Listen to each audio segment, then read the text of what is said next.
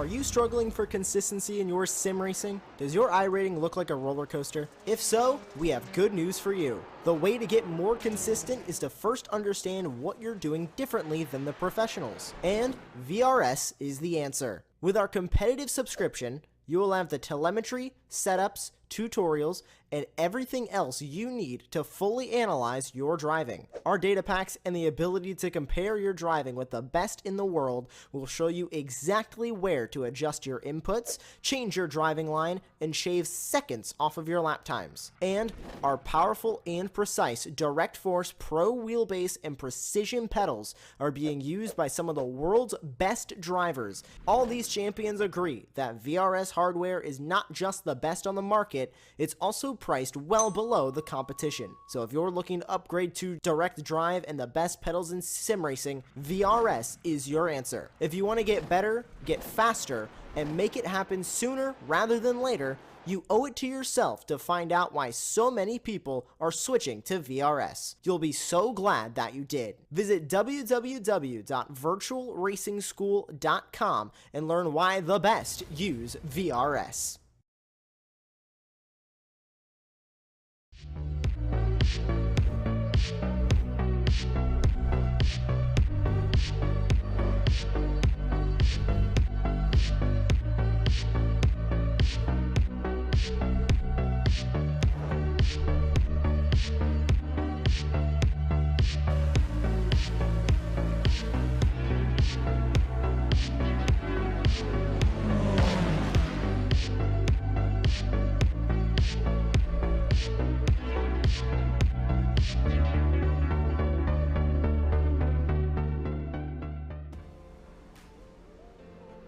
Good evening, everybody. Welcome to Apex Racing TV and welcome to the Apex Racing League's Prototype Championship. We're here for the next round of the championship here in Season 5 from the wonderful Autodromo Nazionale Monza. It seems almost impossible to have a championship like this and not head to the Temple of Speed. What a legendary place in motorsport history Monza is, and I'm sure that we're going to see more history being made tonight with an absolutely belting race here on Apex Racing TV. My My name is Chaz Draycott. I'm delighted to be joined in the commentary box once again by Sam Fitzpatrick, with the wonderful Lewis Ward on broadcasting duties as well. And Sam, there's going to be a lot of slipstreaming, a lot of mind games in play tonight. What do you think that we can expect above all else, though, apart from that?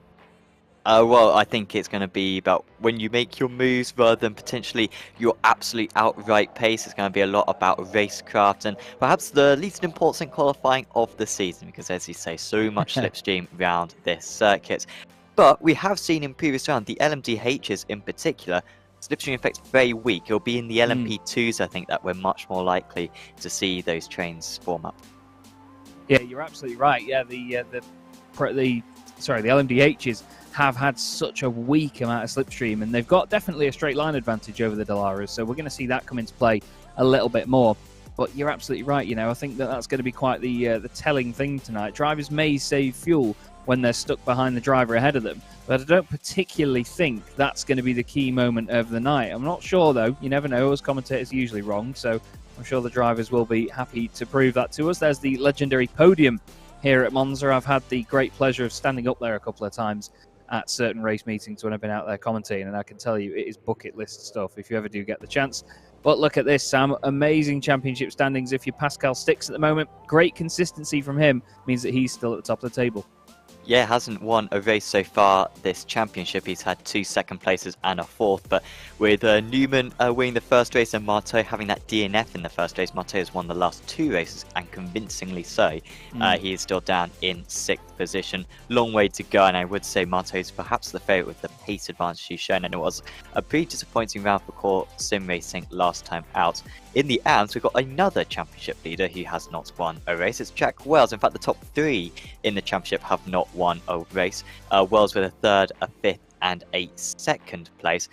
Gebhard won round 1, Chia won round 2, and a man who isn't even on this page, Balash Toroshki, he is in 12th position in the championship. He won last time out. And so this has just been probably the most entertaining championship I'd say so far, Chaz, because no one's been able to really put their stake on it, but Wells is quietly putting together quite a healthy lead there. Yeah, absolutely. Well, Balash Toroshki won the last race, but he finished 13th in the first round of the season. And while Johnny Gebhard won the first race of the season, he was then 13th in the second round as well. So they've all had this real spattering of poor results, unfortunately. Here are the championship standings in the LMP2 Pros. Anders Meyer, top of that one by 20 points, though. He's certainly enjoying life at the moment. 2 wins, and Justin Adakonis has a win in between, and then 2 4th places. They've literally alternated in how they have performed so far this season. Alexandra Delatraz, though, and Oliver Newbury not far behind. And again, it's still early days in the championship, so very, very close all the way down there. I mean, look at that. 8 cars separated by 44 points, and they've got over 100 each as well. In the LMP2 AMS, it's Emmanuel Gachea that is running away with it, you could say, at the minute. 2 wins so far and a 2nd place to the win, 4th and 2nd of Harley Smith. Louis Araya has had a 4th place and then 2 3rd place finishes, though, so he's not that far back. But it does look like Gachea is the one with the consistency there at the moment. But that's the thing, Sam. That's why we love championships rather than one-off events sometimes, is the fact that you never know over the course of a season how the momentum and how the sort of just the flow of the season is going to fall into people's hands and give them an amazing result.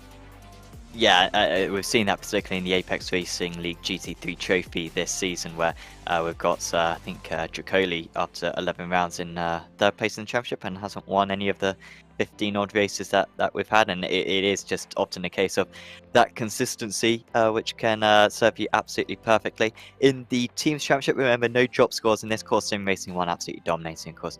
Newman and Stix representing that team, Delta V and Deutsche Payment Esports in 2nd and 3rd. That's the LMDH. In the LMP2s, it's a lot more competitive. We have got ATRS Academy ahead of Kogi Racing Team and Walk Racing, all those 3 very close at the moment. I expect that to ebb and flow as the season progresses. Of course, each team with up to 3 drivers in their roster, and the top 2 drivers from each round scoring points from that team. So you can win the championship with 2 drivers, but it's much recommended that you have 3. The drivers are currently in their qualifying session, and no surprise who's gone fastest in the LMDH category. It's Kai Thiago Marteau, and by a similar margin to what we saw him take pole position at Road America as well. 7/10 of a second clear of the rest. Yes, indeed, and that's the thing. I mean, around here, slipstream is so important, but with the drivers all qualifying on their own, it's all down to just what they do. We had a look for a moment there at, I believe that was, no, Engelhardt was the car slowing down across the line, but there was another car went off the road at the end of the lap. I think it might have been Harley Smith, you know. No, sorry, he's in the LMP2, so I apologise. I've got myself confused there. Louis Araya with a purple sector on his lap puts himself into second place in the LMP2 AMS. We look here at Kevin Crosney in the Dutch payment esports machine round the final corner. He goes, really tucks it into the inside there of the Parabolica. Sam and I were discussing corner names before tonight. We're going to revert to what we know and not the new names because, let's face it, it's Parabolica, not Curva de Alboreto. So sorry, Monza. Across the line goes Crosney, still 5th fastest. Here is Oliver Newbury, second in the LMP2 Pros at the moment. Looks great round in that final corner. But look there, Sam, the different lines that these drivers can take around that Parabolica are so important, aren't they? Not sure I agree with going all the way over the white line, but we're going to see people do that anyway. But that final corner is a real stickler for some because you never know whether to run it out wide on the way in and then tuck it in on the exit or do the opposite, do you? Yeah, exactly. As Johnny Gebhard goes up to 4th place overall in the MZH AMS in pole position out of the AMS, apologies, 4th overall in the MZHs. But you're absolutely right about that final corner. You sort of anticipate with you know, we've watched a lot of Formula 1 around here, and most days we'll just use all the space. I remember when it used to be grass out there, it was very much a perimeter of danger out there. You wanted to get as close to the white line as you possibly could. But in sim racing, often it's very different, and you don't want to stress those tyres. In fact, yeah, taking that tighter line, getting the car rotated much more on mid-corner can be far advantageous.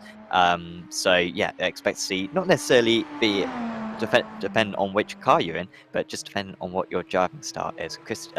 Not Christian Engelhardt, Sasha Engelhardt is crossing the line, but I think that may have just been an outlap for him. Sven Newman, disappointing qualifying for him last time out at Road America, currently in 3rd place, but he'd love a front race start. Absolutely would. Here's Kieran Smart for Track Scotland, one of the brightest cars on the grid in this lovely blue and green colour scheme. He comes around the Parabolica now, blending in with the AstroTurf on the outside. Smoothly does it around the outside line there. Doesn't cut across and shorten the line as much as possible. He does his personal best, but stays in 8th position in class. Here's Maximilian Fritz for Hydro Race Geodesic Racing, as we now cut to Oliver Newbury across the line. Good. Yep, purple sector in the middle of the lap, and I don't think it was enough in the end, actually. There you go. That was a curse. Ah, absolutely. Absolutely was. That's just what we do, isn't it, as commentators, Sam? Yeah. It's our job. Exactly. So sorry to Oliver for that one. Interested to see what Justin Adiconis does tonight. 3rd place out of the LMP2s at the moment. Had a very strong Road Atlanta round back when I wasn't here. But apart from that, he's been a little bit... He really hasn't been off the pace of the absolute top guys. And at Road Atlanta, he absolutely was. So maybe it was just his home circuit, a circuit that he's particularly comfortable with. I'm not quite sure, but he is certainly a championship contender, 2nd place in the championship, and perhaps the biggest rival to our current championship leader, Anders Meyer, who not sure if is Anders here tonight. Yes, he is, but he's down in 6th place. It's very unusual to see Anders down here. He's always been, dare I say, on the front row of the grid so far this season. Yeah, he has, and there's not even any purple sectors coming in on this lap either. And, you know, we have drivers that, like you said a moment ago, there's drivers with certain favourite circuits, but there's drivers with circuits that they really don't like as well. You know, they have it both ways a lot of the time. Anders across the line with a short run. He's only 1,000th of a second off Fritz, as there you go. Pops up into 3rd place. That's a little bit more like it. 136.99 for Anders Meyer, but still 0.3 of a second off Moldovan at the very top. We look here at Maximilian Fritz for Hydro Race Geodesic Racing. Good to have Maximilian back on the grid once again in this stunning liveried machine, but that's very wide out the final corner. And as you'll know by Sam's reaction, that is an invalidated lap time. Although Moldovan's actually done 2 purple sectors on this lap as well. Let's see how he gets on in the walk racing machine. He's been really pushing these last few rounds, though, hasn't he, Sam?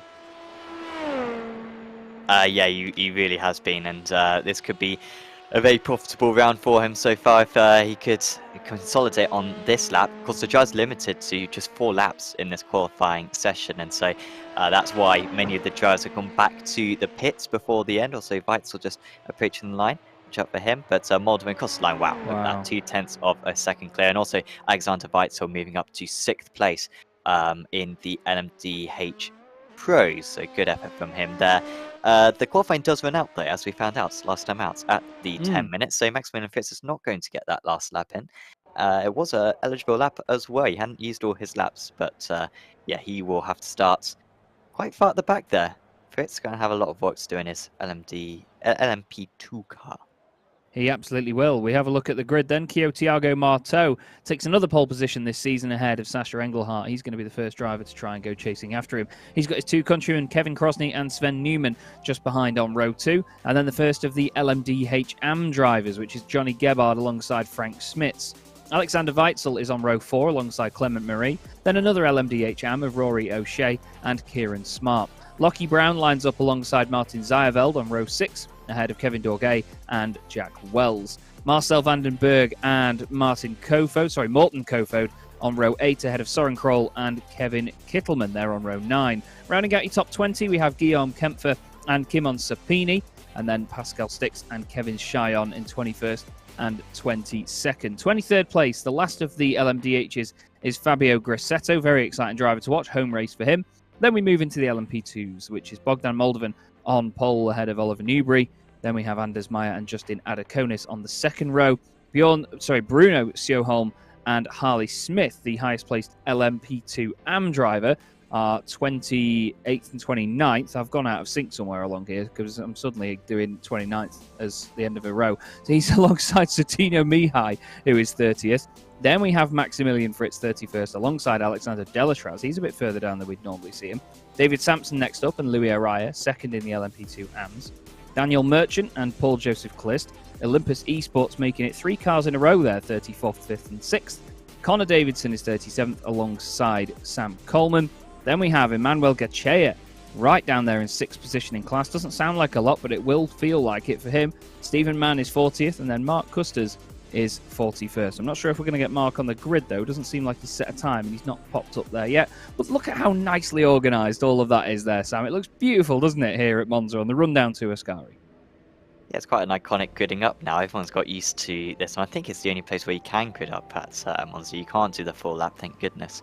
And so we will have this final couple of corners, and then we'll be underway. A few drivers having to serve pit lane starts for this round of the championship, and they are Gachea, of course, championship leader in the LMP2 AMS, Grassetto, Chyon, Coleman, Stephen Mann, and Yannick Janssen.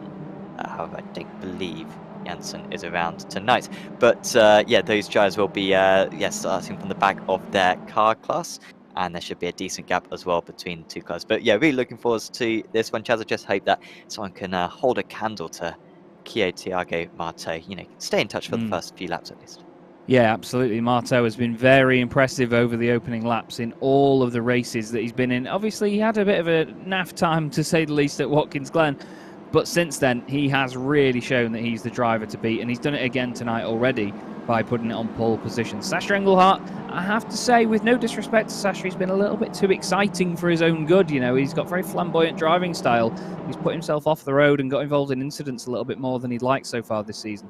So I'm intrigued to see what he makes of this. The Porsche 911 GT3 Touring-looking pace car will pull in, and the next round of the championship in the Apex Racing League Prototype Championship will get underway from Monza, and the foot will go down now from Thiago Marteau. Sven Newman pulls out to the left-hand side from the second row of the grid, but it looks nice and tidy from here as they all get used to the slipstream. It's going to be an important time to make sure you don't outdo your braking, though, into the first chicane for the first time. And Engelhardt has done exactly that, and he's gone across the front of Thiago Marteau, and into the lead goes Kevin Crosney. I told you that Engelhardt's been too exciting for his own good, and there is the proof. Thiago Marteau drops down to 6th position. An unbelievable shake-up in the championship already. Let's see how that affects the rest of the race. Here come the LMP2s then.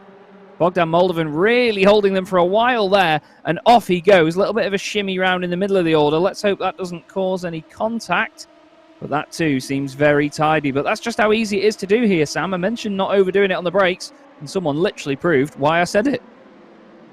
Exactly, even a very strong gyro like Engelhardt making a mistake right there, as Anders Meyer with an excellent start there, already getting past Oliver Newby. That's the perks I needed, and yeah, also making it was just the one position, but Moldovan already trying to break the jump. That's a very healthy lead of 1.1 seconds.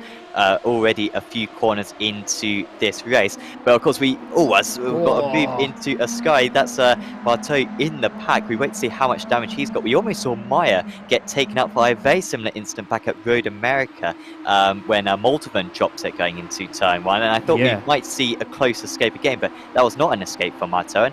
And is he dropping a position there? I think he might have significant damage, and well, Marteau, I doubt is going to win tonight. I wonder if he'll take the faster pair and, one extra pit stop on what is one of the longest pit lanes on the season. I thought he'd done just enough to avoid it, you know. He really got out of it, and he did an amazing job, but I think maybe even going over the curbs or the contact afterwards is what's really done the car in. That was Sven Newman going rather deep into the first chicane. Here's side-by-side Fabio Grassetto going past Guillaume Kempfer, the Frenchman for Hexa Racing Team. God, this chicane makes these cars look even bigger than they are. They are massive bits of kit. They are very, very wide and very long cars, prototypes these days.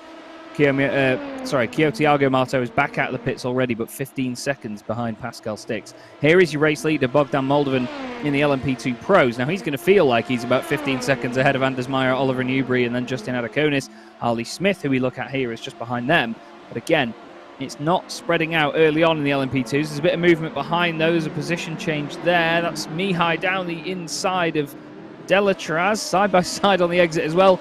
But to be fair, Sam, round the outside of the second part of that chicane is really where you want to be, because it puts you on the inside for Curva Grande, which gives you a slight advantage. But it also means you get to carry the speed around the outside on the exit as well, doesn't it? So you get a decent punch off the corner. Yeah, absolutely right. You just got to have enough faith that your rival driver isn't going to storm you off. As here it was for Engelhardt. We see this so often in the MTHs, where drivers just lock up the brakes under braking. And actually, the initial contact wasn't too bad. That's just going to be some nose damage. But then it was the secondary contact which well could have hit maybe a corner of Marteau's car, which most likely did the damage for him. Or it was those bumping over the curves. Certainly remember the LMP1 cars did not deal with that at all well. Really setback for Marteau, just trying to see where he is. He stayed ahead of the LMP2s at least, but he's got a lot of catching up to do. Look at this, it's 2x2 heading into the first corner. Maria ahead of Engelhardt, and well, Engelhardt lost out big in that, but he did not have to take a repair at least. I think it was Lockie Brown there that was locking up the brakes, to be fair. He was having a right old wiggle when the cars ahead of him slammed on, and it did not want to behave itself. But you're absolutely right about the damage on Thiago Marteau's machine. Just that little nose to sort of wheel contact could easily bend the suspension out of shape. It can affect it so much. For what looks like an innocent little tap, you know, the cars do sometimes morph through each other. It's not completely perfect, but that contact is what can do the most damage. As here down the inside at Lesmo 2, not a move you see very often, goes Clement Marie, Frenchman, flying down the inside of Martin Zayeveld. Zayeveld's going to try and come back at him now as they go towards Ascari. Ahead of them is Rory O'Shea for High Prix Sim Race City. He's second in the LMDH AMS at the moment, monstering the curbs for Ascari, one way then the other. But Johnny Gebhard is 2 places ahead of him as well, and Dutch Payment Esports having a really good round so far. I mean, we're only, 4.5 minutes in, but still they've got Krosny right at the front of the field, and then Gebhard leading the LMDH AMS as well, and he's high up within the LMDH Pros and the LMDHs overall. Yeah, really good stuff for him. I've just seen Pascal Stix quite far down the order. Don't think he had a quali ban Stix, but he is.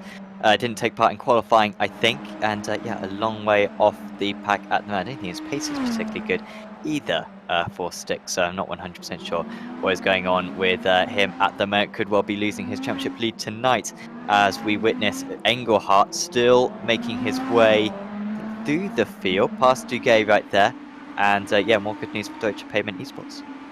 Yeah, that's it. More good news is exactly what they want right now. It can only carry on getting better, as Engelhardt again now battling with Dorgay. Dorgay goes through down the inside, says thank you very much indeed, Sunshine. Really feisty battle. Look at the direction change as they go into the Delarogia chicane and out of it before you even know it. It takes longer to say the name of the chicane rather than how long it takes these cars to go through it. Through the Lesmos as well. It is scary pace. This is one of those tracks though, Sam, where it's very high paced in most places. I mean, yes, there's a lot of straights and there's a lot of flat out sections, but even the corners here at Monza are quick, and it's very easy to see, as I believe Maximilian Fritz has had a problem. I was going to say it's easy to see the high pace of these cars, but Maximilian Fritz has been dropping down the order and continues to in the LMP2 Pros. Not sure what's happened to him, but he's still dropping down, and he's gone to the pits. He's jumped back to the pits. He was right up there in the fight, as far as I know, at least in the top 5. We're going to have a look now, thanks to Lewis. And oh, dearie me, it's going to be right near the beginning of the lap. Let's have a look here, Sam. What do you see? Yeah, he's just outbigged himself, and he's done well to avoid. So what has happened afterwards? No need to go through the bollards. Yeah, he's gone through the bollards. Oh no, is it going to be an unsafe rejoin here? Because that's Samson coming up alongside him. He'll have a bit of a slowdown to serve. Oh no, and then it was an LMDH, I think, who came across. I think it was Kieran Smart, Track Kieran Scotland. Smart, yeah, came across and made it 3 wide. Oh, and man. That was from bad to worse. Unnecessary, really, from Kieran. He could have waited till he cleared him. But, you know, these are racing drivers at the end of the day. To tell them to slow down would be like shouting at a brick wall. There's no point trying to tell them to slow down or be patient. They're going to see an opportunity. It's like a lot of drivers on iRacing. You know, we see a yellow flag, we think, oh, everyone's going to slow down here, freebies, rather than maybe I should slow down for this. You know, not everybody. I'm not tarring everyone with the same brush there. Yeah. I think you're projecting a bit there, Chaz. Yeah, sorry, I'm a bit salty about previous stuff, but it's easy to see that as an opportunity rather than to see it as a danger. And I think Kieran, knowing that he's going to be quicker than the LMP2s in terms of the power advantage and obviously just how quick these BMWs are in a straight line, he knew that he was going to be able to get around them, but unfortunately the gap just got smaller and smaller. Here's Jack Wells with Kevin Chyon going down the inside in the Delta V machine into Ascari, only just making it through there. He's got Fabio Grassetto right behind him now. This is for the final podium spot in the LMDH AMs. Look at the way they change direction, even down these straights, you know, just wiggling around behind each other. Flash of the lights from Jack Wells. And now Grassetto down the inside. I thought there was an overlap there. There is now. Grassetto deep on the brakes. Is there going to be contact? I hope not. Somehow there wasn't. And through goes Lockie Brown as well. But now the slipstream comes back into effect. It's not that strong an effect as you mentioned before, Sam. But still, you've got to think about how it affects the car and how it can affect your race in the long run. Yeah, Jack Wells having a disappointing round so far. He is actually up 1 place overall from where he's at, but 1 place down in class. As we see, that was Brown. Yeah, just consolidating that move on Wells. Of course, we've got pros and avs mixing around one another, so that's why you may not see on the timing tower the changes of position, but they are absolutely happening. Of course, you do get points for your overall position in class. So Gebhardt and O'Shea, being miles ahead of Grassetto and Co right now, are standing to get a lot of points back. They will be rewarded for those different positions if it ends the race like this. Yeah, absolutely. They have to think about the fact that it's overall positions within their car class that makes the difference, as opposed to just being in a higher position in their AM or Pro classes, for example. As you can see, everybody in the top 5 of LMDH Pro at the moment is up 2 positions due to the fact that the front row both went off. Oh, Gebhardt. Gebhardt has gone off. Oh, he has, yeah, just at the back there. I did wonder if I saw something out the corner of my eye, and oh, that's very bent and very broken. I was going to say before, actually, Sam, you mentioned that the LMP1s didn't used to like curbs. I've got a picture of myself in an Audi R18 just at that very corner there, and he needs to park that rather than driving it back. But then again, I don't agree with driving it back when it's that bad. I think he's realised now just how bad it is. But I've got a picture of myself in the R18 about 6 feet in the air over that curb, and I think we're going to see Johnny Gebhardt do exactly what I did many years ago. Oh, he's actually hit the initial curb, and then, oh, it's going to go around. Oh, man, that's painful, and it's still a big hit as well. He didn't really decelerate at all there, did he? I'm really disappointed. I thought he was going to get a hat-trick there. Get the inside one on the left, and then the inside one on the right, and then get the inside one on the left. Would have been one of the best things I've seen in my life. But unfortunately, not for Johnny, he though. failed at the last. Yeah, he... it does the same amount of damage. We'll need a faster pair. These jars do get a faster pair, obviously, so it's not the end of the world when it comes to that. There's Krosny. He is, we talked about him too much, but he is dominating at the moment. Where is Krosny in the championship? We've had a few very consistent drivers in the LMDH category so far, and Krosny isn't one of them because he's had a bit of a wretched season so far. He's had a 16th, a 7th, and did not start. So this would be quite an upsetting watching. Well, absolutely. I mean, it's always interesting in a championship like this to see these drivers that can put in these performances, when you don't expect it either. That's what I love about it, is that it is all so close. All it takes is for one driver to have a slight liking of a circuit that we're heading to, and they can put in these lap times and these performances that you just think, wow, that's amazing. Where did that come from? Where was that the rest of the season? And he's doing a mega job at the moment of leading it. This is Rory O'Shea, who's head of the LMDH AM class right now. 5.9 seconds ahead of Grassetto, but of course the car right behind him is Clement Marie.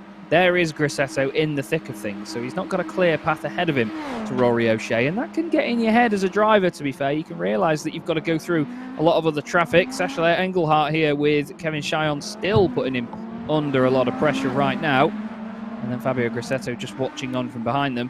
Where is Thiago Marteau at the moment? He's 4 seconds behind Morten Kofod. He's got a bit of clean air, though, which means that he can put in the optimum lap times that he'd want to. And he's got Pascal Stix as well, championship leader, behind him, which is quite important. So both of them at a similar point now. It's almost like there's been a reset at the start, isn't there, to put Thiago back near one of his championship rivals. Yeah, and I was thinking a few laps ago, Marteau could win this race because he was lapping like a second lap faster than the rest. And he's only, maybe misplace of the word only, 23 seconds off the lead. And we have, in a 60-minute race, 40 laps around this circuit. So he only needs half a second a lap. Again, questionable use of the word only there. But he's doing it at the moment, so he's got traffic as well to deal with. I don't think he'll win this race, Marteau, but I wouldn't be surprised if he was podium, honestly. But he needs to get through cleanly, obviously. Well, yeah, I mean, he's got the potential to be right up there with it. That's the thing, he's definitely got the pace to do it. But it's just whether he gets a clean run through all the field. That's the problem. This is third place in the LMP2 Pros right now. Justin Adakonis with Oliver Newbury, Harley Smiths, Tinu Mihai, Bruno Soholm, and then Alexander Delatraz, all in a big train behind. There's loads of them all glued together. But again, that comes down to the fact that these LMP2s have an amazing amount of slipstream that they can give and receive. So it will keep them together naturally on a circuit like this, which is obviously what we enjoy.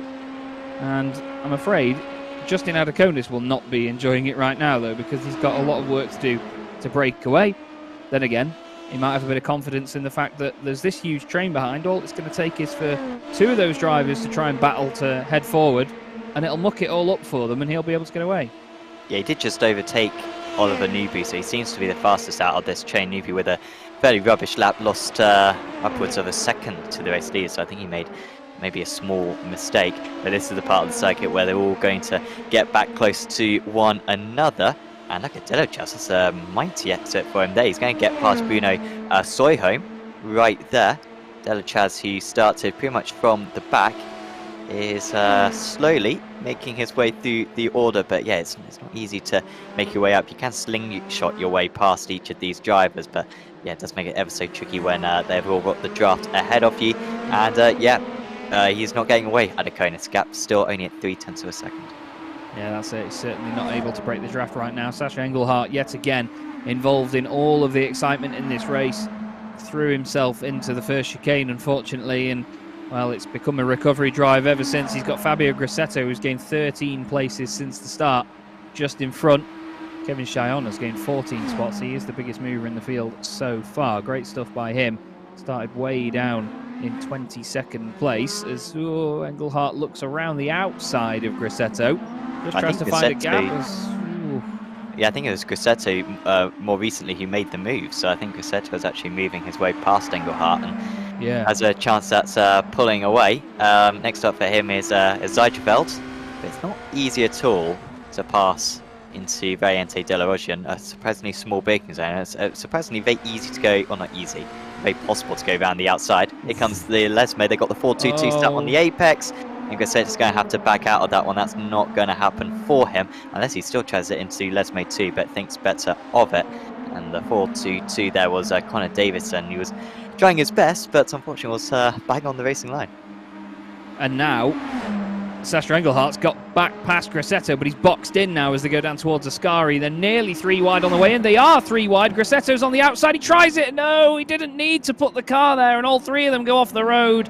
Engelhardt and Grassetto both skipping across the grass. Zayerveld's there as well. And the rejoin wasn't fantastic either from both of them. They joined right onto the road on the exit. Wells showing either, well, the fact he wants slipstream or a bit of disagreement with that. Moves one way, then the other. He's going to be on the outside into Curva di Alboreto. Engelhardt's still on the inside, so too is Grassetto. But he didn't need to do that, did Grassetto. It was completely unnecessary move. He could have waited, got a bit of slipstream out of the final corner even, or just on the way down to Curva di Alboreto, Parabolica, whatever you want to call it. It's frustrating to see moments like that sometimes, isn't it? But again, it comes down to these are drivers. They want to push on as hard as they can and take every opportunity they see. And that's all they were doing. You can't blame them for that, really. Yeah, that was that's what I'd call a low percentage move. Yeah, where the chances of a crash when you're going 3 wide on a fairly narrow circuit into a corner which is notorious for being 1 wide, the chance of a crash would be high.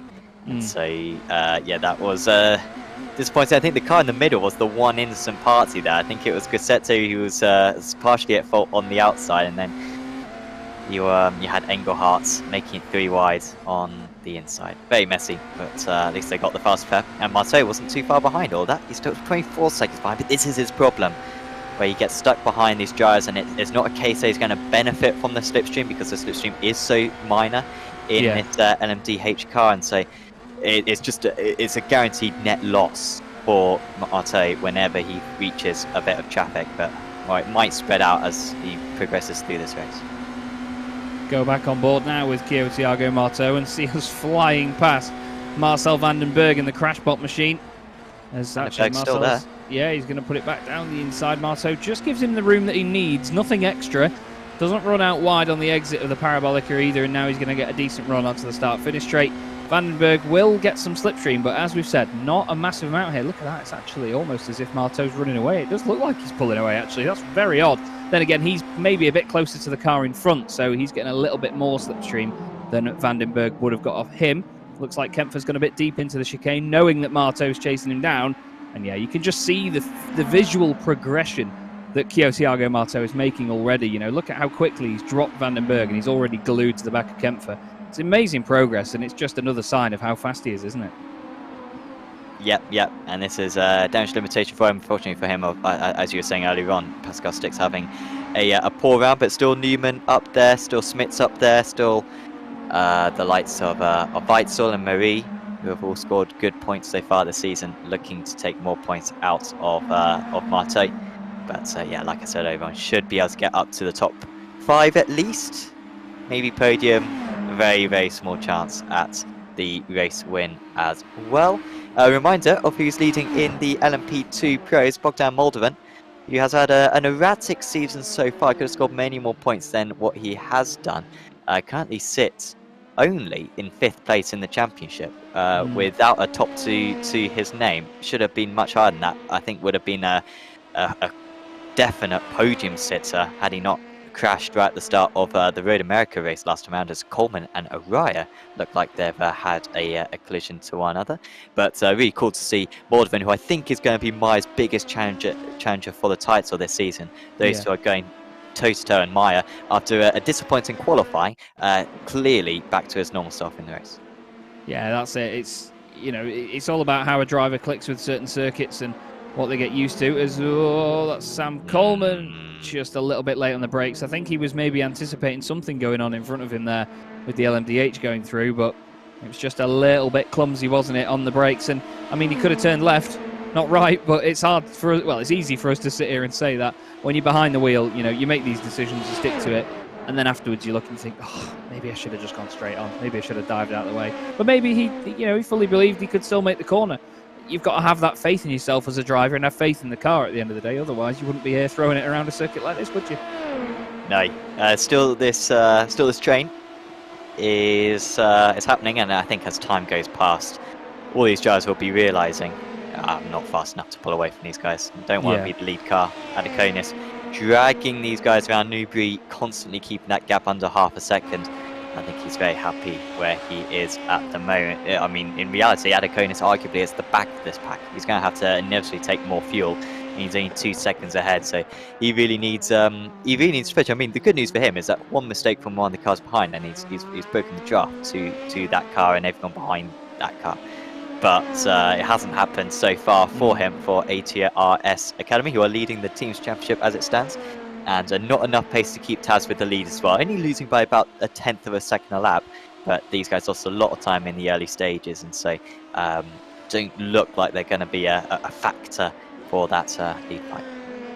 No, not quite. It's certainly not looking like they're going to be able to break away, but that's the thing. You've got to play the race as a big game, don't you? You have to think about the big picture. And there'll be a lot of drivers in that pack now that will be happy to sit where they are and think about saving fuel, all in the interests of getting third place in the class away from Adakonis. Harley Smith is pretty comfortable in the lead of the LMP2 Anfield. He's in the front of that train almost, just there, behind Oliver Newbury. And this is Emmanuel Gachea, apologies.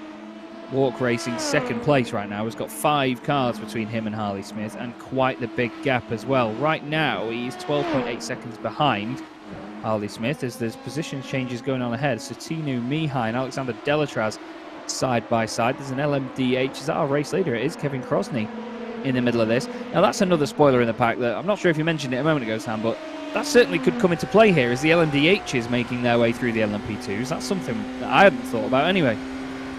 Yeah, and we haven't really seen any.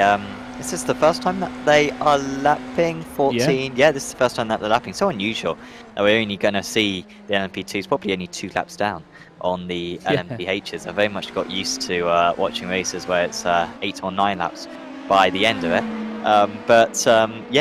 It's not going to be too common, but these few opportunities are significant.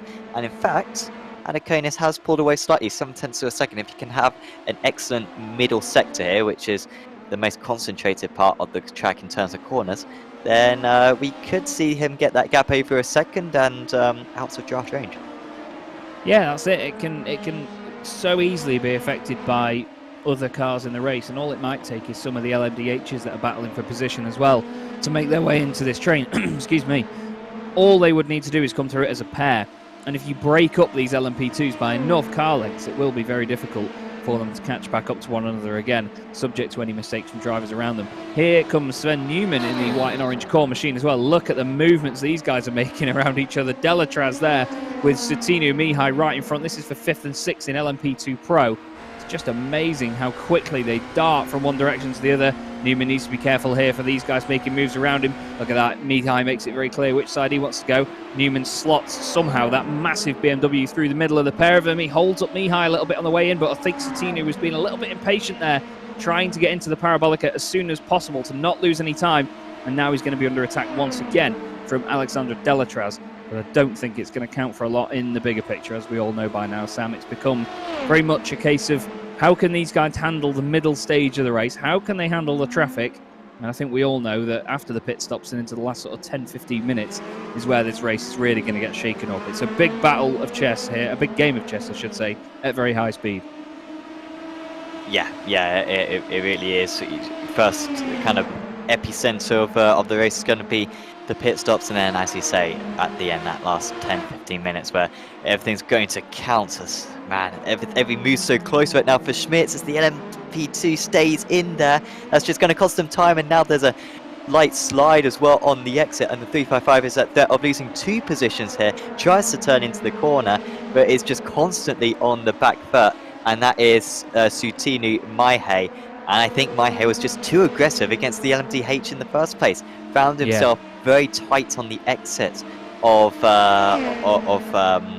second chicane, and got him that poor exit. But now he's got really good straight line speed. The 331's going to have to be deep on the brakes. Are they going to be able to make it through side by side? Mihai's been too aggressive so far on this lap, but this time the aggression works out well, and he does recover one of the places that he lost.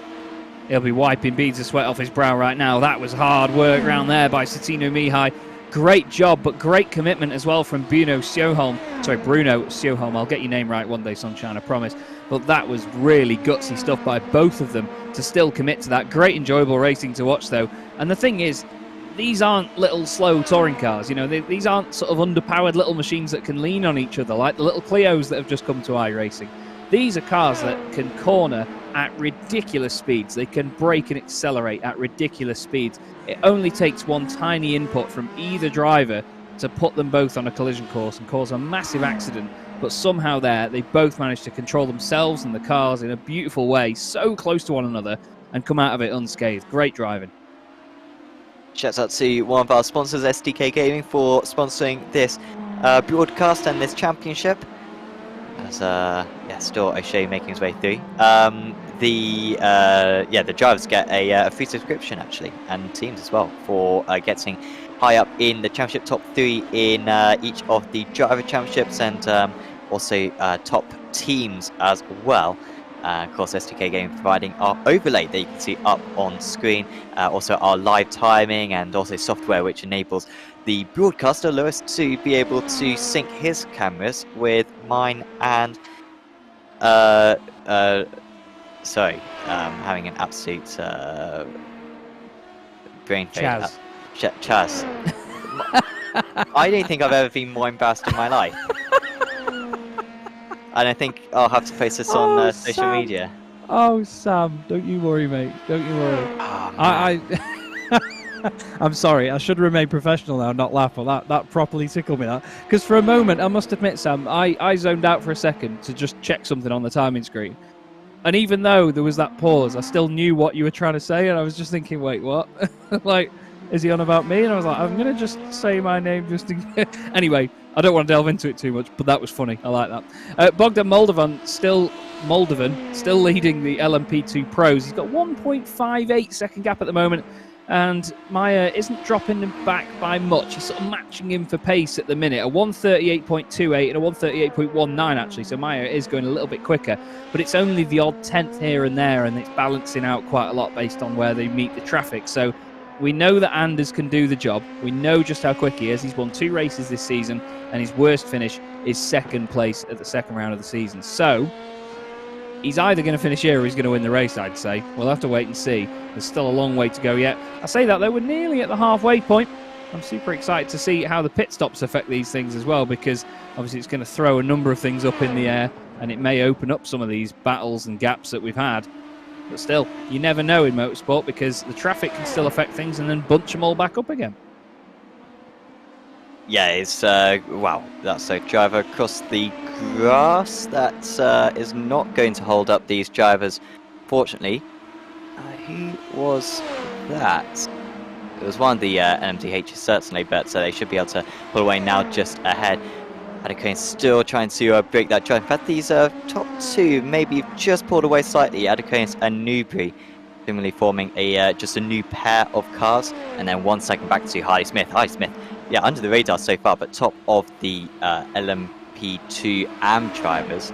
And yeah, he is not going to be far off the championship summit if it ends like this, with Gutierrez, of course, serving that pit lane start. Hasn't really recovered so far as Gutierrez after having to sit out qualifying. There you can see he's quite detached from the main pack.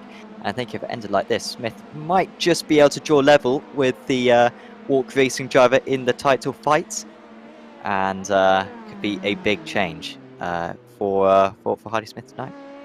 Yeah, absolutely. That's the thing, you know, 1 round is all it takes sometimes to change a driver's season. It's not always about them having 1 good meeting where they score a big bunch of points. Sometimes it can just be about a confidence boost. You know, if you have a really strong night and you just find something that clicks with the car, you know, you just really feel that you've been doing something differently over that night, and you apply that to the rest of the season, it makes a hell of a difference. Not just to how the car behaves, but how you handle it, you know, how you expect the car to behave, and your confidence as a driver, what you want to do with it, how you approach the race in terms of a strategy. There's so many elements that you could reconsider partway through a championship that can change your campaign. So I'm excited to see whether we get any of that as wow. Again, this is, I mean, Gachea has been, sorry, that's Mihai, isn't it? It's his countryman. Apologies. Mihai and all the Walk Racing guys have been very excited. Oh, there's a car off there, actually, at Davison. The side of the road. It is Davison, unfortunately.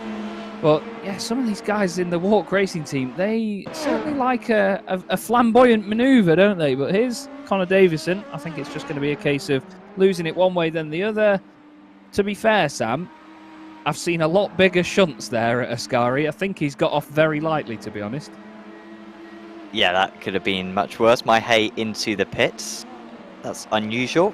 maybe he decided to half and half it in terms of the fuel, so take a little bit less fuel for the starts of the race. The disadvantage of that means that you have to take more fuel at your pit stop.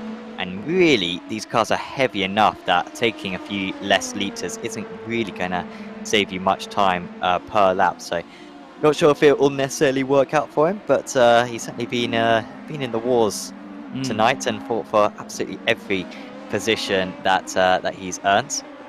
As Maya, now only 0.6 of a second behind Bogdan Moldovan. This traffic seemingly has fallen his way slightly, and the man that I must say I was sort of ruling out halfway through qualifying before he put in a time to put himself up into 3rd position on the grid, all of a sudden maybe looking like the favourite for this race, because if he can get in the draft to Moldovan, he could save a crucial amounts of fuel before the pit stops occur. Well, yeah, the other thing as well about the pit stops is if you do take a short amount of fuel or a little amount of fuel on board at the beginning and have a short first stint, it puts you in clear air a little bit earlier, because if you're one of the drivers that's in this train and you are backing out to not make a manoeuvre and you're braking early to compensate for the cars in front of you, if you get in clear air, you can then just go and pound around as fast as you can with some solid lap times. And by the time all the other lot pit, whether they take less fuel in the stop or not, you can end up ahead of them because you've been running around at your ultimate pace for a lot longer in the race. We look back here from Bogdan Moldovan. He's got Anders Meyer only 0.7 of a second back now, 2 cars back, because the next one there is Clement Marie, the Frenchman for Hexa Racing Team, just about to buzz his way past in the BMW. And well, those BMWs certainly do have the punch, don't they, Sam? It's odd to see such a speed difference between prototypes, but at the same time it's great to see because it really does define the difference in the 2 classes. Yeah, and they are very different beasts to drive, so very much catered to lots of different drivers, whichever handling characteristics that you want. Caio Thiago Marte up to 8th position. I just saw the driver who he was catching up to, Kevin Chaillon, come into the pit, so that's opened up the track a bit for Marte. Hasn't really made any progress since he's reached the traffic. The gap has stayed at around 24 seconds, so he's not gonna win this race. I knew that the chances were low, but I still think 3rd position. If I had to put a bet on it, I'll go 3rd position, but I think 2nd place might even be possible as well, because I think potentially for the rest of the race he's pretty much going to have clean out. He really doesn't have too many cars to have to deal with, and he might even be able to clear a couple of them during the pit stops as well. Krosny continues to pull out in the lead of the LMDHs. Newman in 2nd position. Smits maintain the gap to Newman. I've seen a few times closing the gap, but I think that's just the traffic. And Weitzel holding off Clement Marie, and Roy O'Shea and Kevin Duguay have been very close to one another as well for a while. In fact, actually, O'Shea with a very poor lap that last time round, and dropping off the back of Marie and into the clutches of Duguay.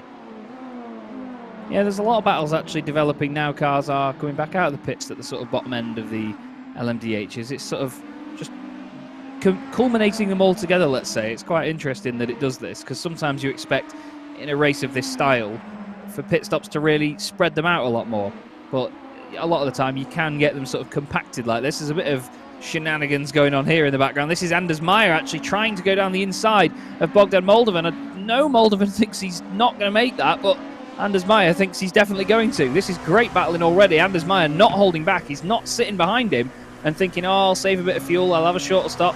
He is going for it here, making his intentions very clear. The cool Norwegian that he is, pushing on hard behind the Romanian. And again, back into the slipstream now. But this is the thing, it'll keep them together, won't it? It will keep them glued to one another and continue this battle on until they need to pit at least. Yeah, it's. I'm surprised that Meyer's been quite as aggressive as he is. But he wants track position whenever he possibly can get it. Expect pit stops imminently. We've seen a lot of the LMDHs in. It's surprising some rounds. We were broadcasting a race at Daytona the other day, and it looked like it was the P2s who were having to pit first, and then the LMDHs. Tonight it's the other way round. But let's see if they are into the pits. They are going to be into the pits. So that's why Meyer was being so aggressive. Ooh. No, he's able to go an extra lap. So he saved a little bit of fuel. I'm not sure if it was that was deliberate, because they might be right on the threshold of being able to make an extra lap. Meyer has been able to put in that extra lap, and this could be the moment in the race, because he's now on low fuel whilst his main rival is on full fuel, and this is going to be a net advantage for him, obviously saving 40 litres worth of fuel on a single lap. That's going to be worth a couple of tenths of a second. Well, yeah, that's it. I mean, if you can grab a tenth here or there, then why not? You know, drivers will do anything for that extra tenth of a second. Anders Meyer will be very happy right now to sit behind the LMDH for just a moment. And Grassetto, funnily enough, has ended up on his own a little bit here after all of this. He seemed to be always side by side with somebody earlier on, or always right up behind them or right in front of somebody. But now he's actually found himself with a bit of clear air. He doesn't need to worry about the LMP2 car behind him, of course, due to the pace difference of the two machines. But wow, it's been really good to see. Here's Rory O'Shea, leads the LMDH AMS at the moment. Obviously, Kevin Dorgay, the car behind him, he's fighting him for overall position, and that will affect championship points. But there is something I was just about to mention. Rory O'Shea has been blinking in and out quite a lot throughout this race. We do check and we do get to see that on our timing screen. When a car does blink in and out like that, if they've got a connection issue or whatever may cause it, they disappear. Well, not completely disappear, but they go a dark grey on our timing screen as well, as if they're not there. So I've been able to see that he's been blinking for quite a while now. Lewis Ward is now tempting fate by going on board with Rory before he blinks away and we disappear off to a different camera angle. Something I've been caught out with many times. Godspeed to you, Lewis. But still, Rory leads the class. I know that his blinking at his end, he won't know. That's the thing, isn't it, Sam? It's difficult sometimes to know whether you are blinking or not, because obviously at your end it stays consistent. Your connection to the server stays consistent from where you are, but it's the other drivers around you that have to sort of let you know, and it's not always easy to do that, is it? Because not everybody has the voice chat enabled, not everybody has a means of communicating mid-race. Yeah, often you can have the you can be blinking, and the other drivers, when you're blinking, can disappear, and you just think, wow, these guys and their connections really poor. Shouldn't be in this race. When it's in fact entirely your fault that you're not seeing them. So yeah, he is needs to be a little bit careful of that one. I could see he's got some support. Jamie Jahan in the chat wanting to see images of O'Shea. Yeah, 6 seconds clear of Grassetto. You remember had a qualifying ban. Grassetto might be able to catch by the end of the race. Has had very good pace, as we see Moldovan still ahead of Meyer, 1.3 seconds. So the pit stops times, it was Meyer 24.9, Moldovan 25.3. So Moldovan had a 0.3 of a second longer pit stop. I'm trying to see a discrepancy in terms of sector time. Certainly in sector 2 and sector 3 they are very similar. So I'm surprised that the gap is that much. Perhaps just the attacking the pit lane a little bit more maybe was the difference there for Moldovan, but that's a decent gain, as Sorholm is still battling with the 355, and the 355 will be able to move past. That is Maihei. He doesn't need an invitation to pass, and Maihei retakes that position after losing it in the pit stop sequence.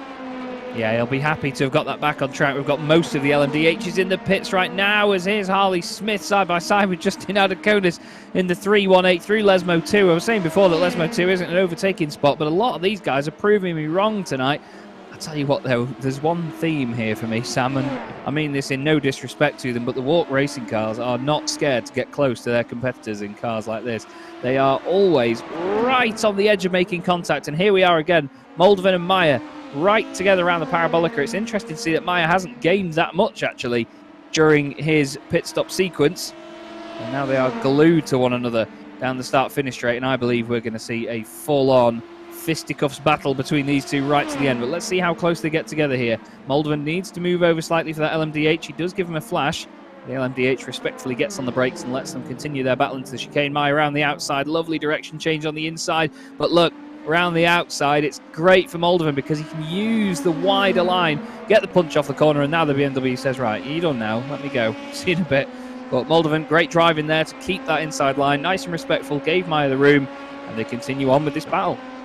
Yeah, when we saw them about a lap ago, it was Moldovan who was over a second clear, and then all of a sudden must have been some traffic, got them right close to one another again, and Moldovan would have been super glad they'd been able to break the draft, but immediately it was decimated, and I think this could be a battle that we see on the last lap of the race. Meyer does look faster at the moment, but it's so tricky to tell when he's going to be having that slipstream advantage.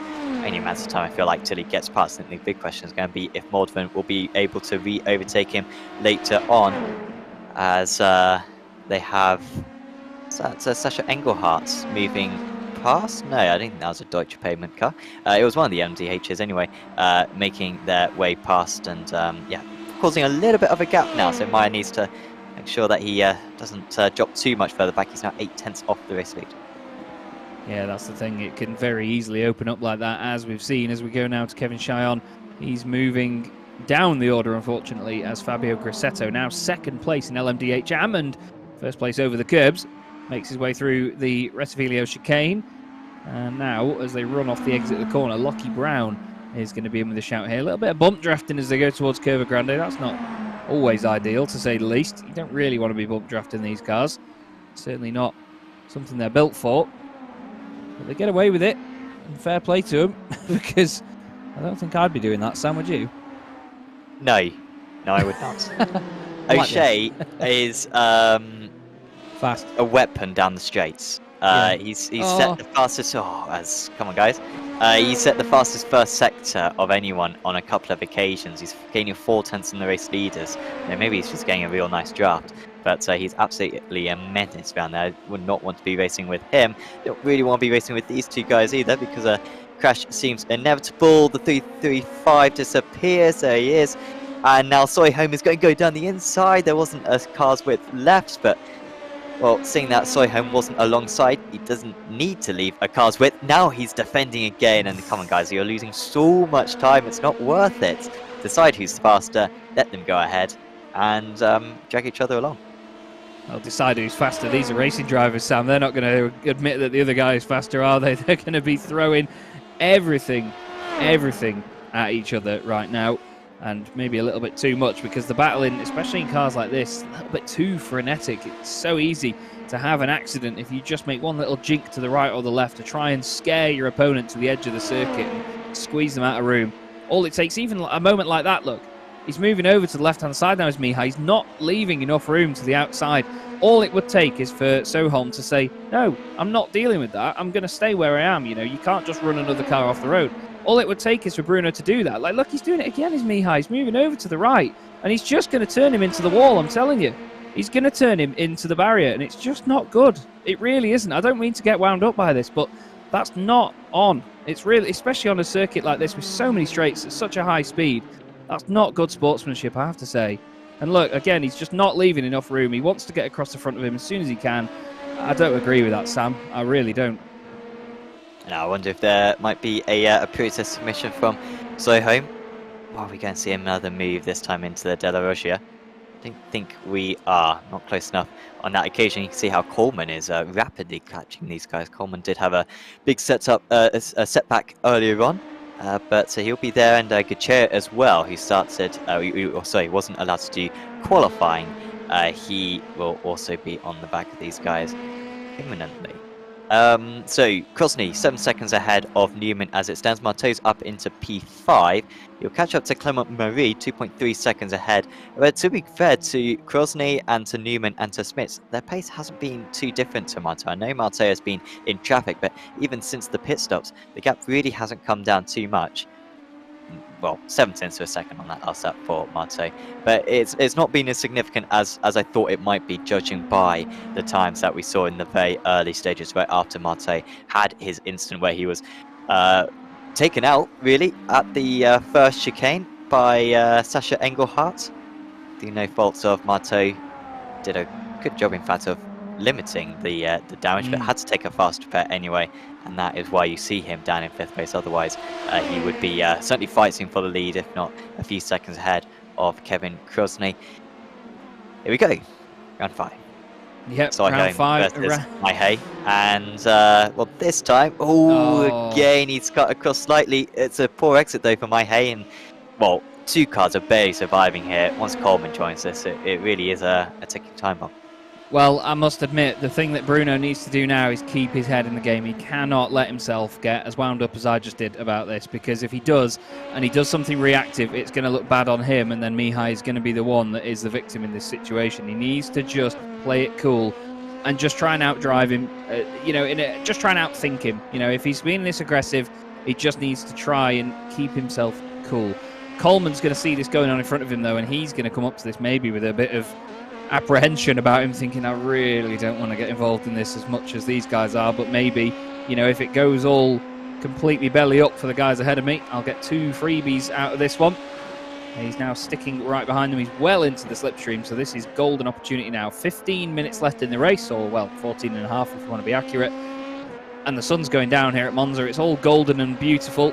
And we've got Crosney leading LMDH Pro, O'Shea leading LMDH AM, Smith leading LMP2 AM, and then Moldovan only half a second ahead of Maya at the front of LMP2 Pro. But for some reason, the AMs are ahead of the Pros on our timing screen on the left for a reason I cannot tell you. Here's Lockie Brown, and he had a wiggle into the chicane earlier on. Sam, what have we got this time? I think it might be... It's more of a wiggle.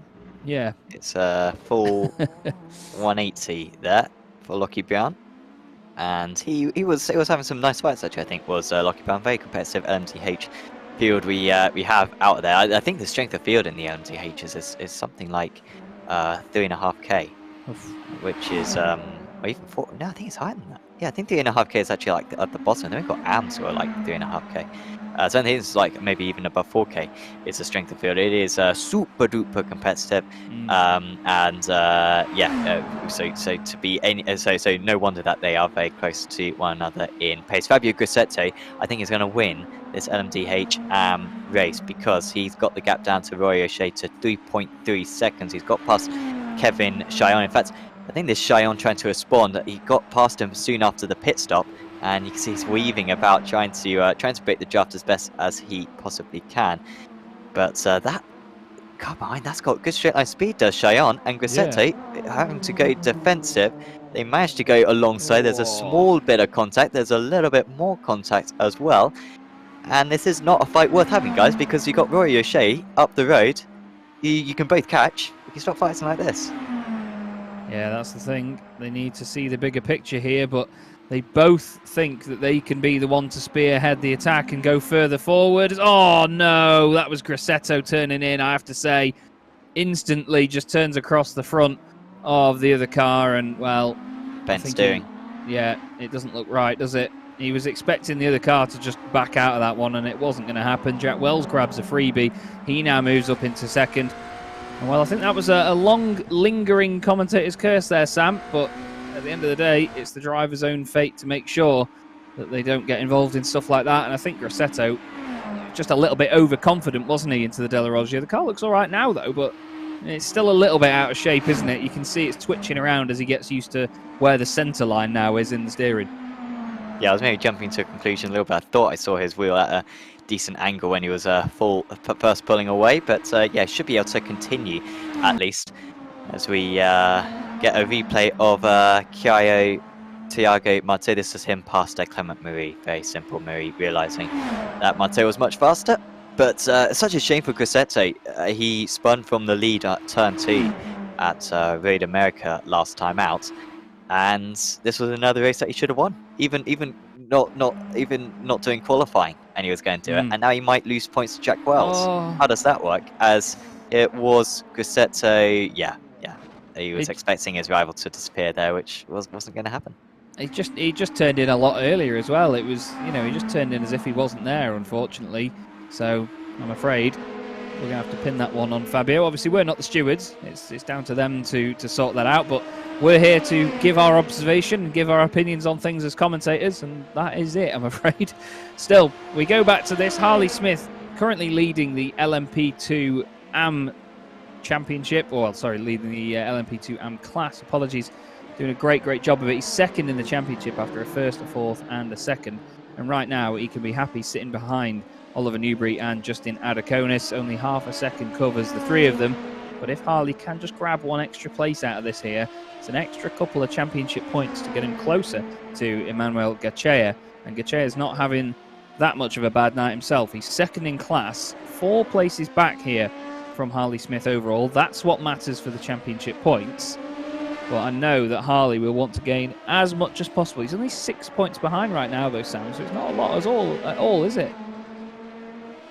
No, that's absolutely minuscule. It will be very close after this round. Shout out to Alexander Delachaz. I didn't really know, so he was up into 3rd place. I think he pretty much managed to get past all these guys around the pit stop sequence and has been pulling away ever since Delachaz started near the back, but honestly has had as good a pace as anyone. Could have definitely fought Moldovan and Meyer for the race win if it weren't for that slow start.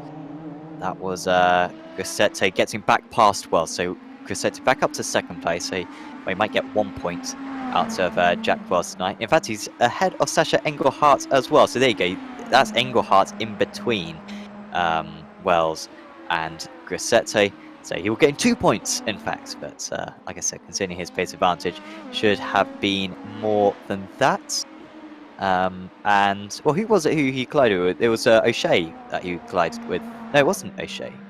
It was Cheyenne? Yes, Kevin Cheyenne and Fabio Grosseto. So Cheyenne's last lap was a little bit slow. Basically, those four are all going to be very close to one another very soon. Yeah, they absolutely will. I mean, right now, there's Oliver Newbury is around, so that's a freebie then for Harley Smith, who has got ahead. Harley Smith still at the back of this, and is Newbury going to get hit here by Justin Adakonis? I really hope he's not.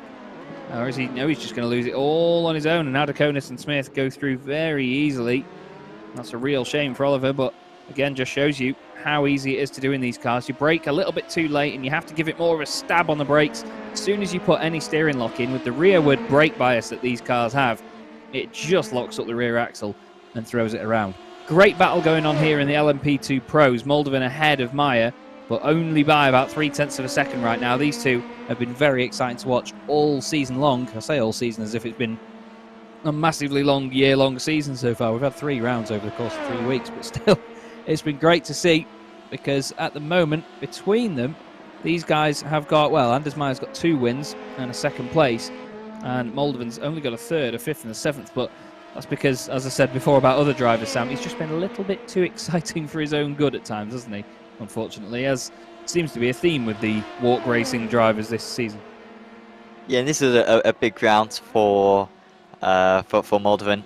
He needs to get points out of Meyer if he possibly can, because, like you said, it was a poor championship start, which he definitely can recover from. We've seen drivers come back from far worse in from the opening rounds, but you can't be losing points 4 meetings in a row, especially on a meeting that feels like Moldovan has been performing at his top level, has been leading the way the entire race. I really thought that Meyer would be passed by now, but maybe Meyer has been a little bit more tentative, just waiting for these closing stages. Maybe he underfueled. I don't think that's the case, because he seems to take a decent amount of fuel. But now this is sort of getting to the range now where he is going to pull the trigger. If the opportunity arises, then he will be able to. Then he will try to go for the move and have the confidence that he can hold back Moldovan to the end of the race. We'll keep an eye on if that is possible. I feel like he's just been waiting behind Chaz, but I don't know what you think. Yeah, I think maybe he is. You know, there's a few moments where he could definitely show his nose a bit more and be a bit more aggressive, but right now he knows what the score is. He knows that he can probably slipstream in and get through on the way down into the parabolic. I think this is probably going to come to a head in the final corner. Grosseto. Oh, Grosseto had another instant with Cheyenne. Oh, Grosseto dropping down another position behind Engelhardt. He's somehow not lost that much time, but I think maybe he's just skipped across the chicane or something. Yeah, he was alongside Cheyenne for what seemed an eternity, and then they got to the chicane, and I think he had to bail out. Yeah, let's have a little look, shall we? We've got guys asking for requests in the chat. We're not Radio 2, I'm afraid, boys. Grosseto then, around the outside, and is he just going to loop it?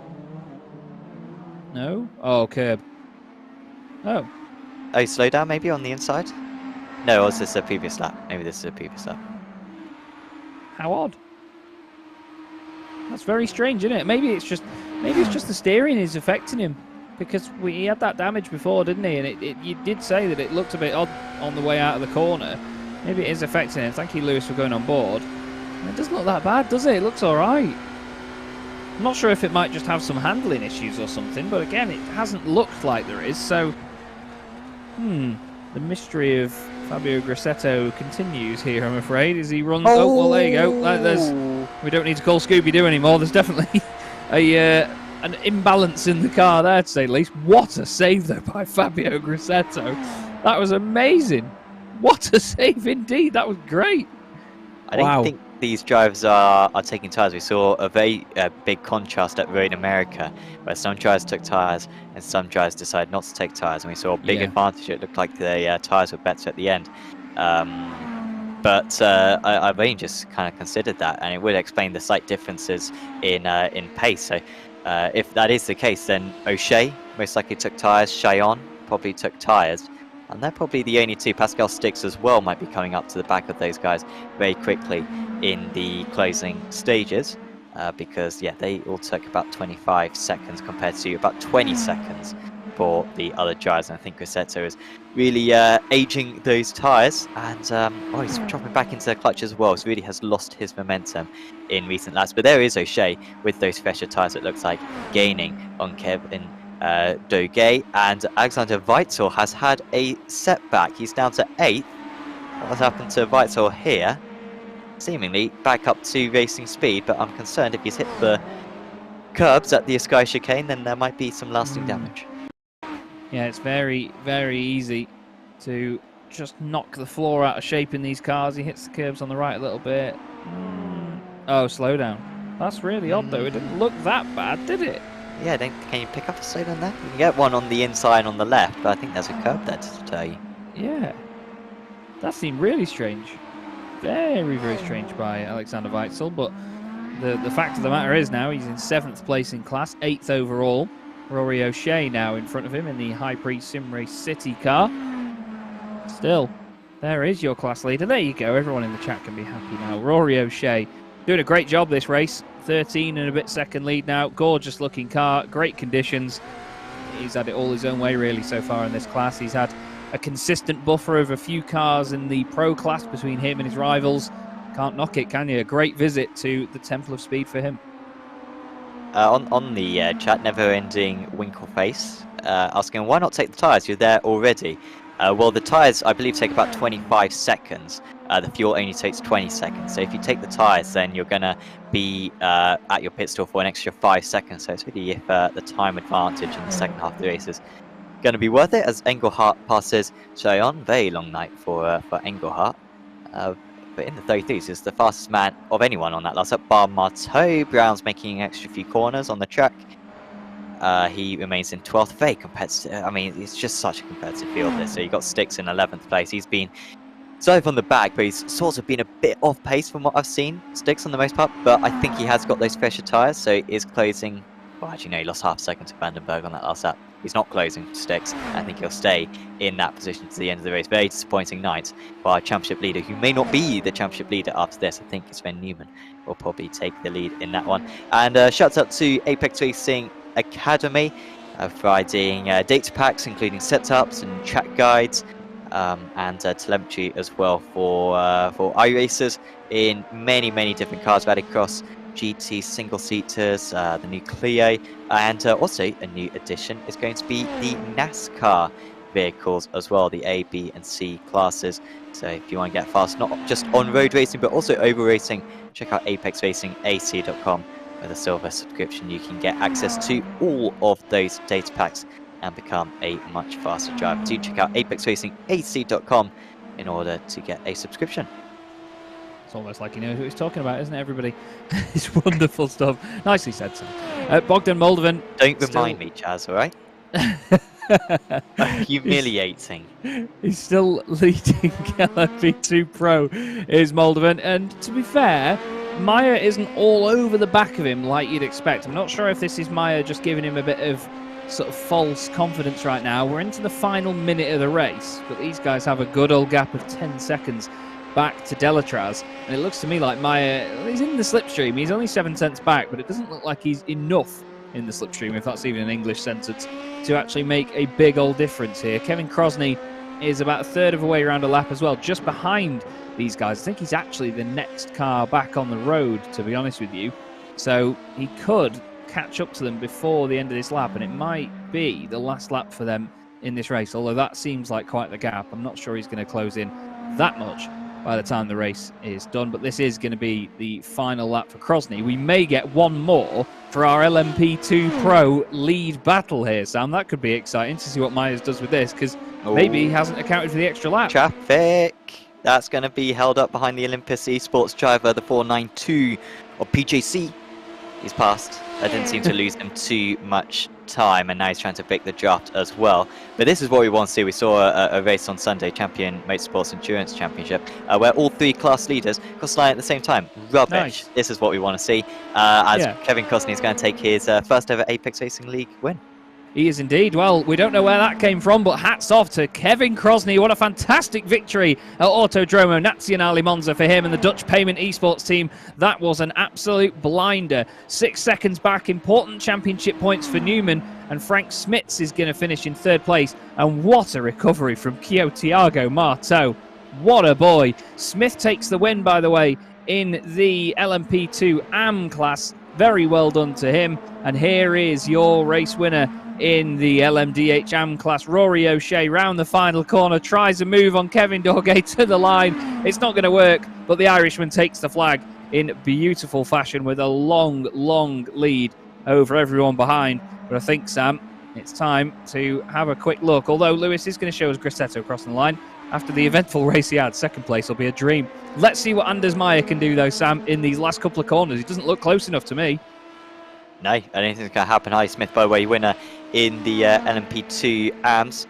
Mighty performance from him, playing plenty of cars. As Moldovan's already flashing lights, and if that's to alert the driver ahead of him, I think that's a bit premature. Don't think that's going to be too necessary. Meyer will still be happy with this result after what was looking like a very much off the paces. What is Moldovan doing? Is he celebrating? Is he he is. making aware? I don't know. It's confidence for a man who hasn't won a race this season, but he's going to break his duck, and he is going to take a very well-deserved race win. He is indeed. I'm surprised that Meyer hasn't taken this one away from him, right at the end, but very well done to Bogdan Moldovan. Great win for Walk Racing. He needs that. I think Meyer's a little bit frustrated there. Slams on the brakes over the line. Maybe he let himself slip back a bit to just try and get a decent slingshot on him and then take the win, and it just didn't work.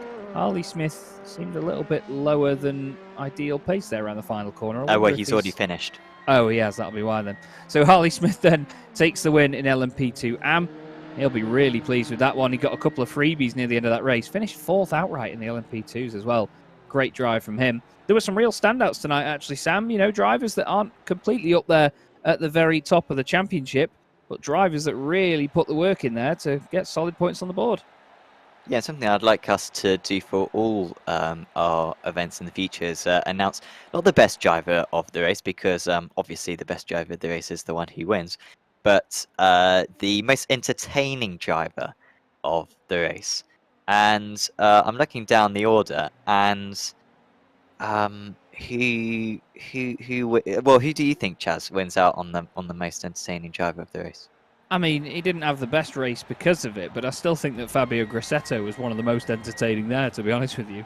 Thiago Marteau did a great recovery drive after the first corner and still finished 4th outright, but it wasn't as entertaining. It was just him picking drivers off one by one, so I think Grassetto gets my vote on that one. What do you reckon? I'll also throw in Oliver Newbury, because he was in a pack for the entire race, and then he spun, and then he joined another pack. So shout out to him.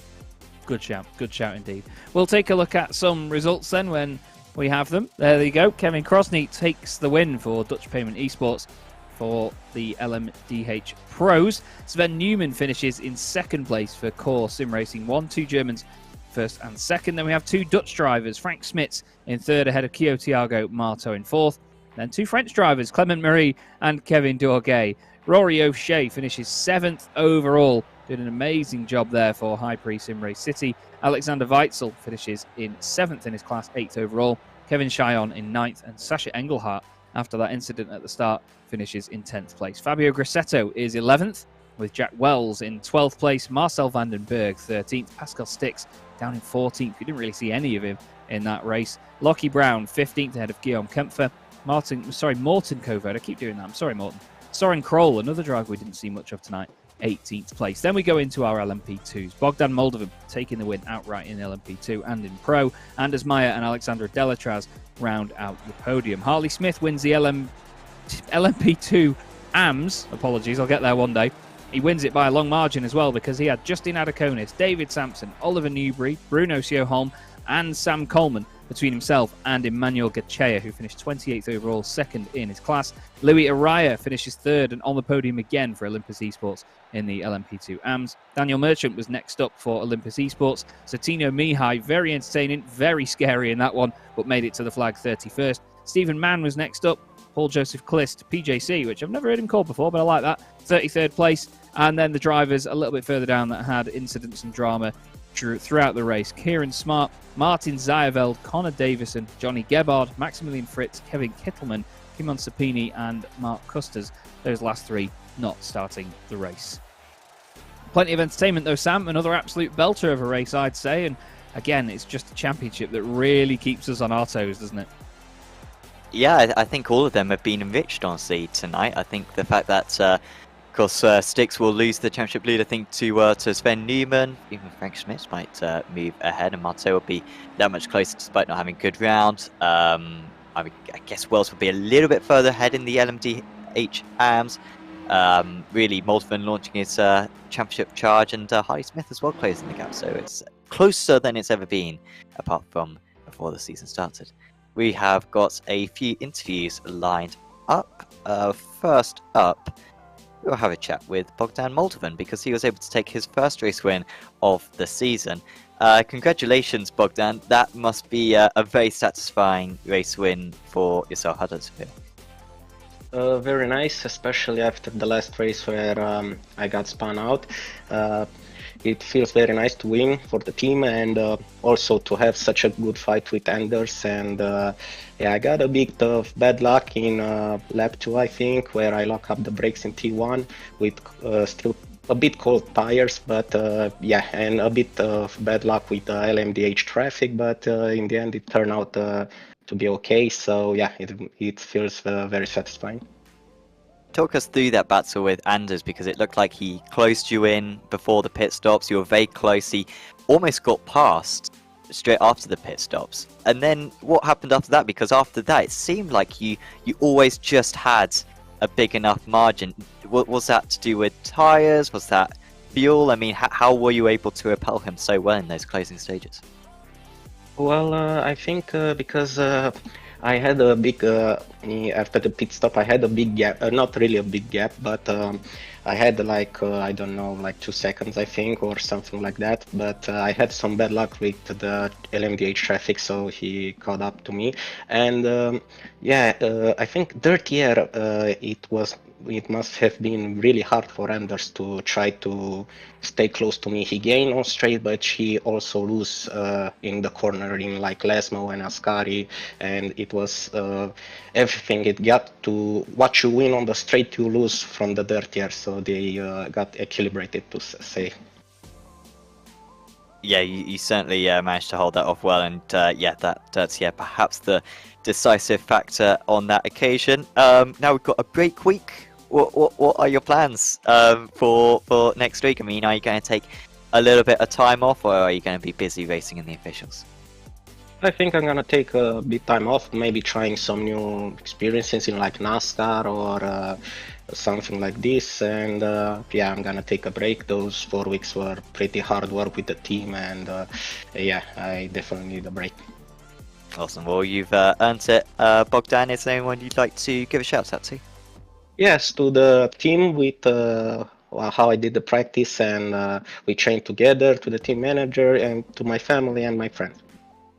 Awesome. Well, thanks for having a chat with us, Bogdan, and best of luck when we return in 2 weeks' time. Thank you.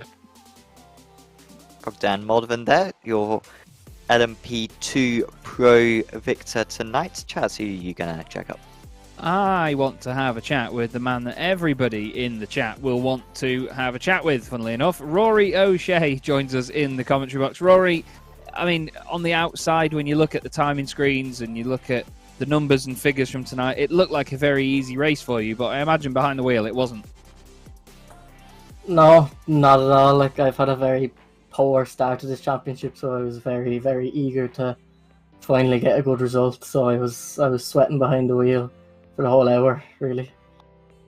Well, it's one of those circuits, isn't it, where there's not that many corners around here, but at the same time, they're all very tricky, aren't they? And I mean, you've got to play a lot of mind games around somewhere like Monza because of the slipstream and the fuel saving that goes on.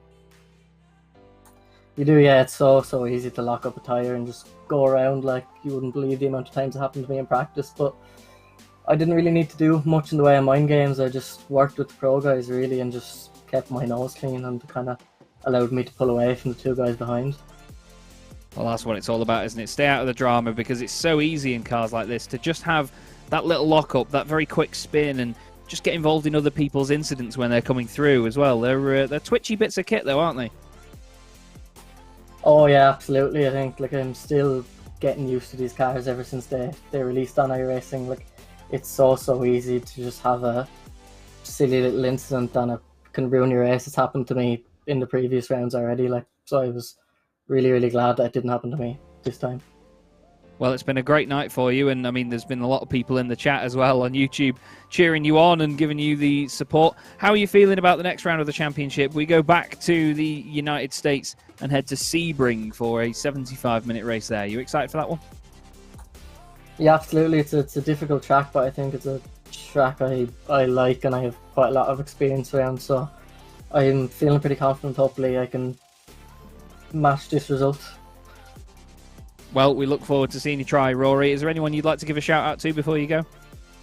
Yeah, of course, my team, High Priest, Simrace City, and our new sponsors, Simrace City, and just everyone at the team then as well, Pix, Tom, John, and everyone else. Lovely stuff. Great to speak to you, Rory. Well done on the result, mate. We'll see you again soon. Yeah, thank you. Cheers. There you go then, Rory O'Shea. Like I said, Sam, it looked like a very easy night, really, when you look at the timing screens and everything, but you and I both know how difficult these cars are to drive around here and stay out of trouble as well, and he did a great job. Yeah, I was fighting tooth and nail with several of the pros, so to win so comfortably was really impressive, and yeah, just another driver into the fight for that LMDH title. We're going to see, or we're going to speak to the LMDH championship leader now. Jack Wells joins us in the commentary box. Another podium earned for him tonight. Jack, you know, it's not particularly luxurious work, but it's honest. It's another podium for yourself, and you keep racking up these points. Yeah, it was a real slog out there today for me and my teammate. I know he got in a early incident, but yeah, we both had a really poor setup on the car, so we were just trying to get through the race really, not get involved in too many shenanigans. So yeah, that's how it went for us. How would you say you personally have been able to stay out of incidents so far this season? Because I think everyone else in the LMDH category, dare I say the entire LMDH field, have had an iffy round so far, but you've just been rock solid all the way. You know, is that something that you're consciously doing whilst you're driving? Yeah, just really playing the percentages. Something I definitely learned from last season in the LMP1 championship. Just to play the percentages always, especially when there are so many incidents going on around, and I know that that's going to happen throughout the race, so it's just making sure that I'm keeping clean and keeping as many points as I can. How was the slipstream effect around this circuit tonight? It's so far seemingly been quite small in this car, but was it enough to make moves if you had a couple of tenths of an advantage? I noticed a lot of people did that to me. Our setup was just really poor all round, so coming out of corners we couldn't get a run on anyone, and then we also didn't lack the top end to make a run or a dive on anyone. But I noticed especially like Fabio Grosseto had like really good straight line speed, and he was able to make good runs, and so were the guys that had incidents at the start. They were coming through the field and making moves. I think it's a really good car for racing, because you have to always be conscious of controlling the car, but also racing the guys around you. It's not too easy. And we've got Sebring the next round of the championship. Are you planning on taking part in the 12 hours a couple of days after that in the LMDH, or are you going to have to be practicing in two different cars to prepare? Yeah, so it'll be mine and my team Beast Racing's first time running a special event in the LMDH. Yeah, so we'll be doing lots of prep. I imagine basically everyone in the field will be really nailed on for that round when we get to Sebring, because of how much practice most of the guys will be doing. So I imagine it'll be a really good race. Yeah, hopefully super close amongst all that car class. Is there anyone you'd like to give a shout out to, Jack? Just my teammate Surin for sticking out the whole race. I know he had an early incident, but he done really well to keep going throughout the whole race and bring it across the line. And thanks to the team again for supporting me this season. Awesome. Well, thanks for coming up and having a chat, and hopefully the second half of the season is just as good for you, Jack. Cool. Thanks, guys. Jack Wells there, your championship leader by what is probably upwards of 25 points. No, O'Shea had a good round actually tonight, didn't he? So maybe it's more like 20 or 15. But either way, it's been a very good season, Chaz. And I think that's pretty much all we've got time for. And well, I'm just very pleased because I think what happened earlier on was the lowest point of my entire commentary career. I was red-faced. I'm glad that it wasn't on camera. I can only apologise, Chaz. And don't you I worry. wish I could forget it, honestly. But instead it will be on my deathbed. So. Don't you worry, Sam. It is absolutely fine, my friend. We are only human at the end of the day. It's been another great night with you, though, mate. Thank you very much for being in the box with me. Thank you very much to our producer as well, Lewis Ward, for tonight. Thanks to all the drivers, teams, and all of you watching along on YouTube as well in the YouTube chat. We hope you all enjoyed the show. We're going to be back in 2 weeks' time for the 5th round of the championship, where we will be heading to Sebring, like Sam mentioned before. It's going to be a very bumpy ride around there, 75-minute race, but it's going to be an absolute corker. We hope you'll join us for that one, but for now, enjoy the rest of your evening, and from all of us here at Apex Racing TV, it's goodbye. Are you struggling for consistency in your sim racing? Does your iRating look like a roller coaster? If so, we have good news for you. The way to get more consistent is to first understand what you're doing differently than the professionals. And VRS is the answer. With our competitive subscription, you will have the telemetry, setups, tutorials, and everything else you need to fully analyze your driving. Our data packs and the ability to compare your driving with the best in the world will show you exactly where to adjust your inputs, change your driving line, and shave seconds off of your lap times. And our powerful and precise Direct Force Pro wheelbase and precision pedals are being used by some of the world's best drivers. All these champions agree that VRS hardware is not just the best on the market, it's also priced well below the competition. So if you're looking to upgrade to direct drive and the best pedals in sim racing, VRS is your answer. If you want to get better, get faster, and make it happen sooner rather than later, you owe it to yourself to find out why so many people are switching to VRS. You'll be so glad that you did. Visit www.virtualracingschool.com and learn why the best use VRS.